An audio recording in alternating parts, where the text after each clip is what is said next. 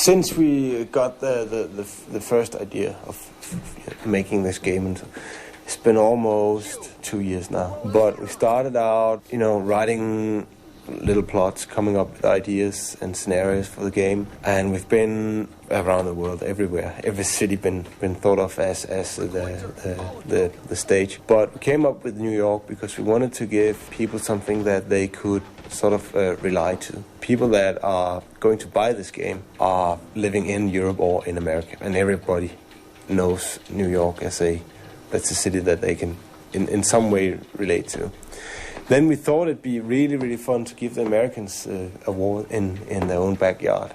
And at that time it was interesting to give them a war where the skyscrapers would, just fall down, and, give them something that would never occur in real life. But still, it is much more than what will ever happen in real life. Then we looked a lot into films like all the Mel Gibson films, where he's this good ordinary Joe.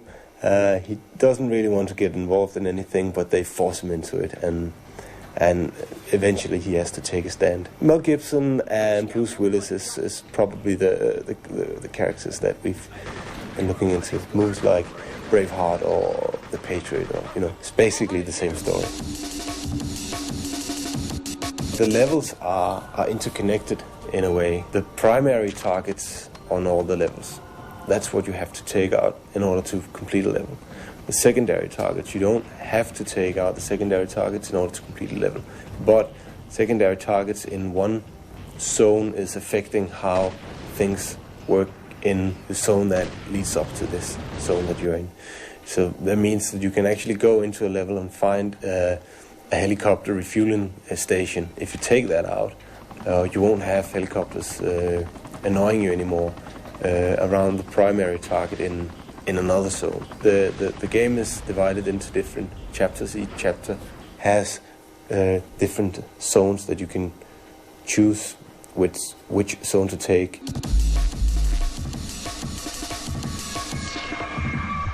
There are 8 chapters, and there are 14 zones in all.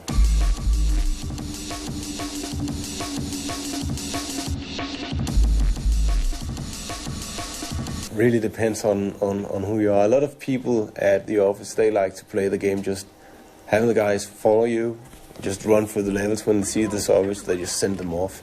A lot of them get killed, and other people like to play it by sneaking around, finding rooftops or apartments that you can sneak into, so you can stand, in the shade and just very precise plot the positions out. And it's really open to you how you want to play the game.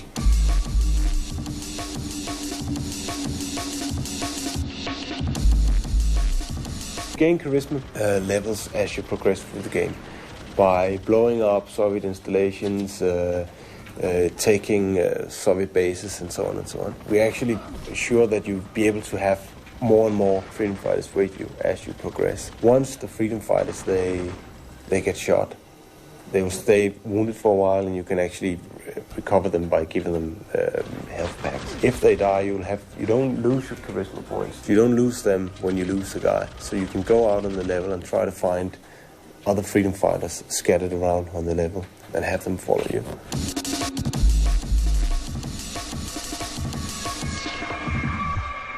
You get rocket launches, you have grenades and molotovs also. Vehicles, if they are not armored, they get affected even by bullets if you just keep on shooting at it. Or if you set fire to the vehicle, it eventually will blow up after been burning for a while. But armored vehicles and helicopters, the hind helicopter and stuff like that, won't break to pieces just from bullets. We've been looking a lot into a lot of PC games all the squad-based PC games that have been converted to the consoles. And we thought that none of them was converted really successful, because it's very obvious that you need the keyboard in order to make the game work. So we tried to make a game where you could control your fighters and have that constant pace in the game just by using a game controller. It's the same engine as Hitman, yeah. It is improved because it's been a while since we released Hitman 2, so we had some time to improve the engine so we can have more polygons, and we can have even more textures in the memory because we can pack things better now than what we could at that time. Light sources also been improved, stuff like that. Little things that people will see if they compare the two titles. We call it the Glacier engine, but still we're just constantly improving on that engine. For instance, in Hitman 3 we will possibly have per pixel shading and stuff like that. That is not something you normally see on the PlayStation. He is Chris, and he is a plumber, and he's a good guy. Yeah, he's fixing a sink in the beginning of the game, and that's all the sink fixing you get. After that, he's sort of moving into a new trade.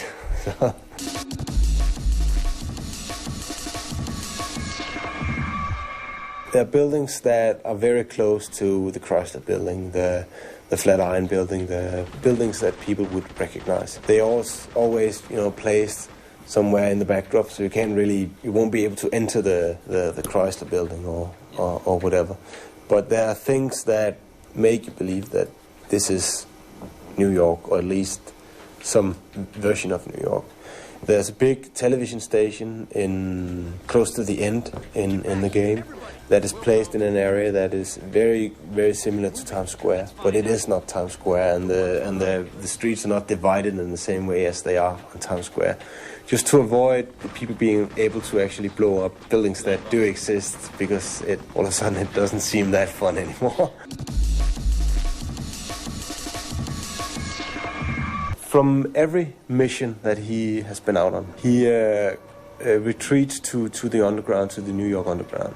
That's where they have the Ripper base. And when he's in the underground, there will be freedom fighters down there. There's one special character called Isabella, who is sort of his mentor. She is telling him how to go through the different levels, what to do, how to use the different weapons, how to, recruit freedom fighters, how his charisma is working, and so on and so on. And she's sort of also telling the story as it goes along once you're in the Ripper base. You can walk around when you're down there. It's not a cut sequence that you have to just sit and watch. Like it's not endless hours of cut sequences like Metal Gear Solid or something like that. But it's always occurring when there's no immediate threat to you, or you don't have to shoot.